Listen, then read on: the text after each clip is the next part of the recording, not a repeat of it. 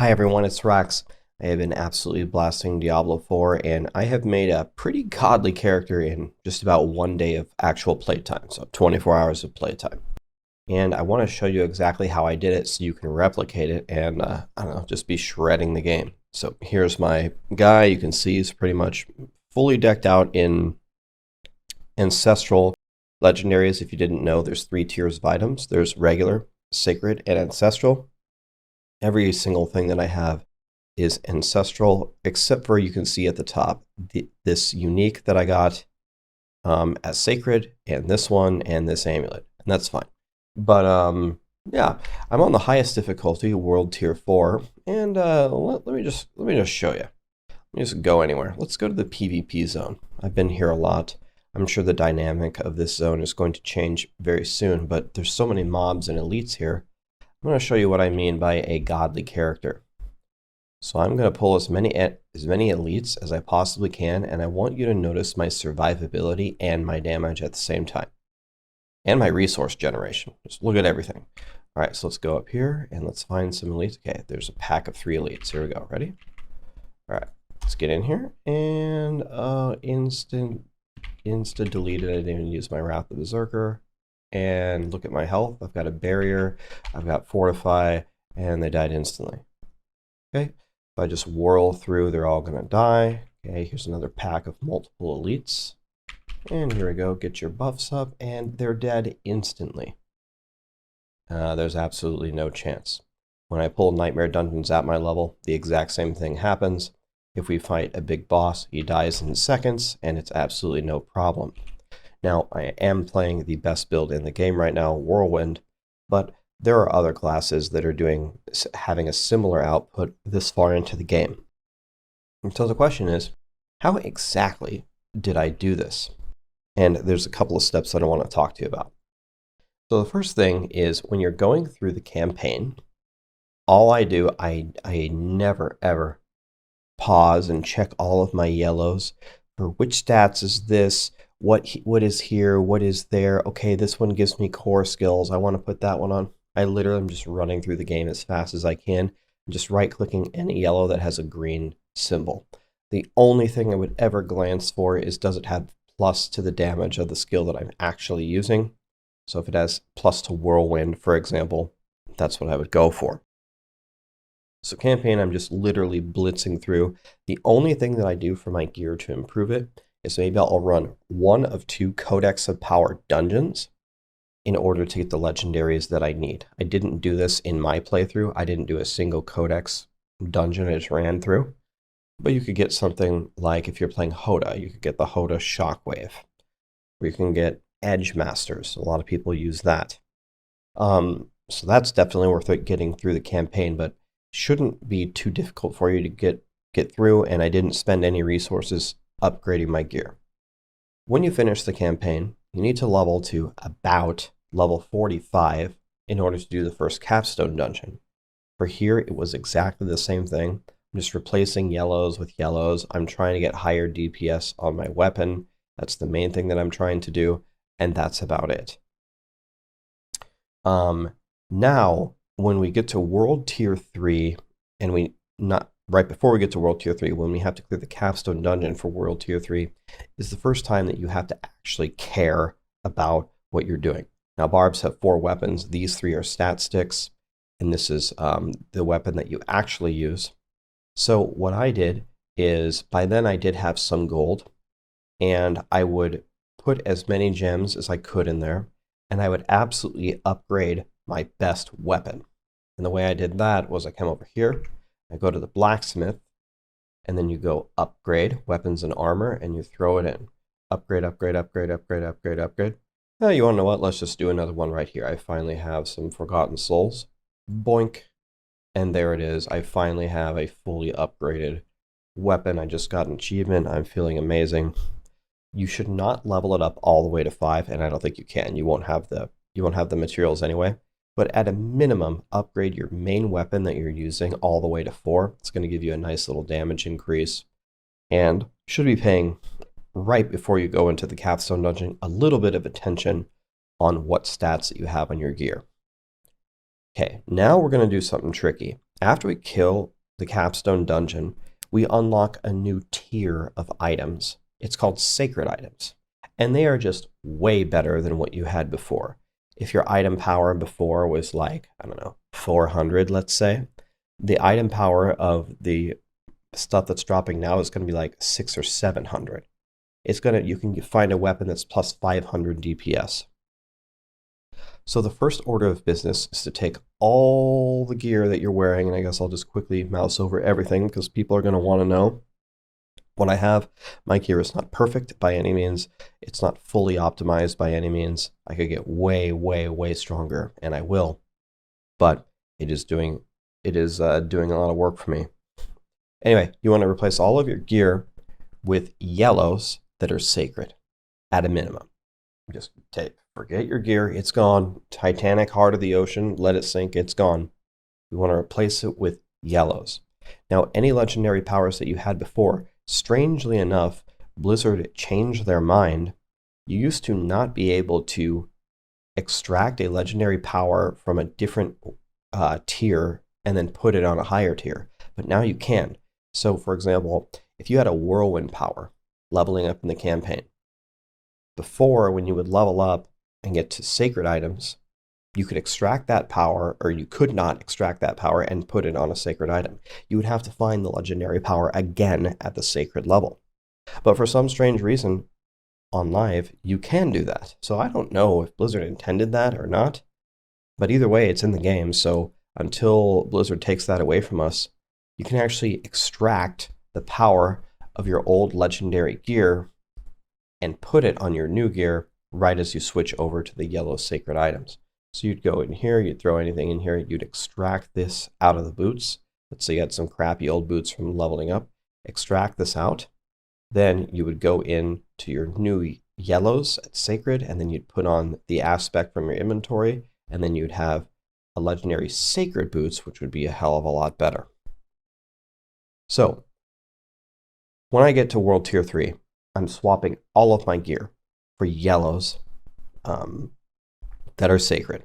And here I am starting to look for stats a little bit. It is going to be important because I want to get to about level 60 to try the level 70 dungeon to get through Torment. This dungeon is not going to be very easy. Some God players will be able to do it lower than 60. I'd say a pretty good player can do it at about 60. And then the higher you get, just the easier it's going to be. It's going to become, whereas 70 you should clear it no problem. Now, when you fight this boss, you need to have full sacred yellows, and probably through your farming, however, whatever method you choose to do that with, you should find at least half of your gear in legendaries. I'd say at least half of it. So you want to put all your legendary powers where they make sense on your character. And then, of course, at a minimum, you want to upgrade your weapon at least to level 4. Your new weapon that's sacred right before you go in. You need to upgrade it. It's going to give you more damage. You need to put in the best gems that you have. You've got to put in some effort here, because that final boss in that capstone dungeon, if you're very low level, is very, very challenging. And a quick note, a lot of people will ask, okay, Rax, I beat the campaign. How do I farm this? You just said farm. What exactly do you do? The real answer is I don't know what's the most efficient way. Anything does work. So what you could do is you could do Grim Favors for the Tree of Whispers and keep turning it in. I don't think this is the best. This is probably honestly the worst option, but you could do it, and that's what I started doing at the beginning. And you at least want to do some Grim Favors when you hit 50 and go to World Tier 3 in order to get your Nightmare Dungeon sigils. Now, for Nightmare Dungeons, that's probably where I get the most loot, the most legendaries. So if you're good farming there, I would farm a Nightmare Dungeon level about 3 levels higher than your character if you can. And that seems to be a sweet spot for great XP and great loot. Another thing you can do is you can go to the PvP zones, which is where I spent a lot of time, and just kill all the monsters in the PvP zone. In hardcore, this is extremely dangerous, so keep that in mind. And as more people go to the PvP zone, there's one here and there's one here, it's just going to become far more dangerous. So, but that's where I went. It was to the PvP zone. Didn't get killed once. I never saw anybody, but I'm sure that dynamic's going to change.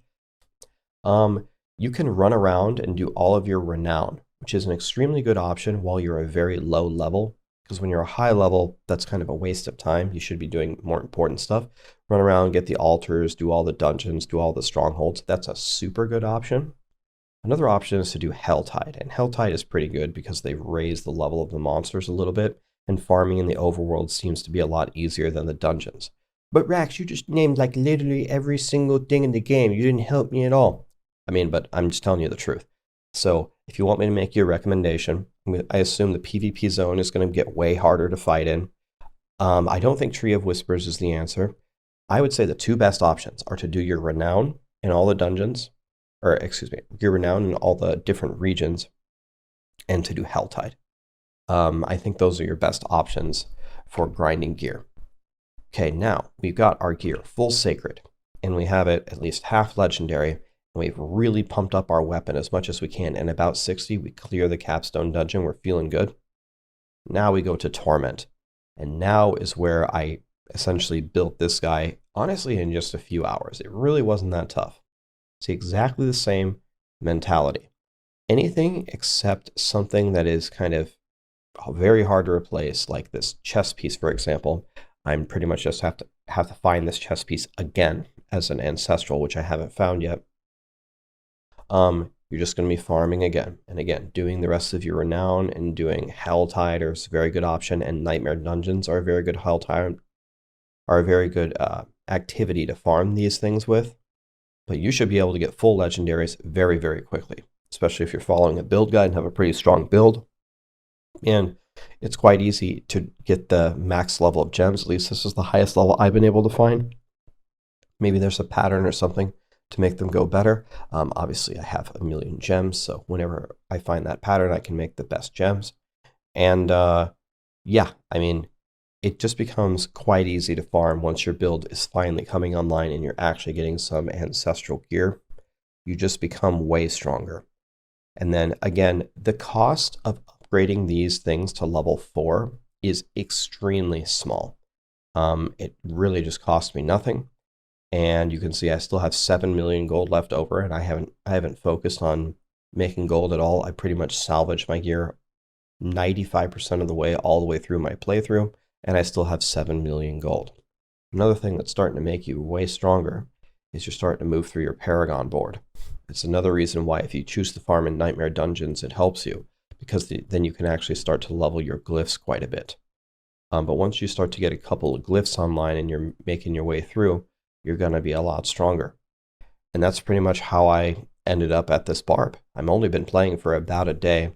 If I had to do it all again, I could do it probably at least four hours faster than I did it, knowing a few tips and tricks that I shared within this video, like knowing exactly where to farm in the different areas. You can see here, I can just go right in here and look at my barrier and my fortify. I mean, you just have absolutely no chance to fight me. You just have no chance. And by the way, right now I'm level 71 in a 73 zone. I was killing them like this at about level, I'd say about level 63. Level 63, I was already doing this to these elites. I'm getting stronger and stronger by the moment. But it's just been pure domination, really.